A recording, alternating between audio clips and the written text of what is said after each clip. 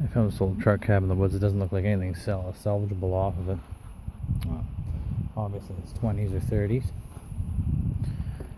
The dash is pretty cool. It's too bad that it's pooched. I'm gonna flip the doors up to see if the door handle's any good, or even there anymore, or anything. But that's too bad. So cool though. That's cool right there, the old pedal. Pretty neat, eh? That's cool, the dash, but it's pretty pooch, it's thin. This is Canada, so things we rot pretty badly here. Like a leaf spring or two off of it over here.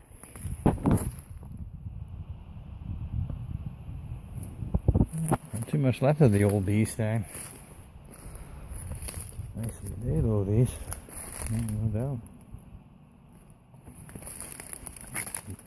Love the old vehicles, they don't make them like they used to.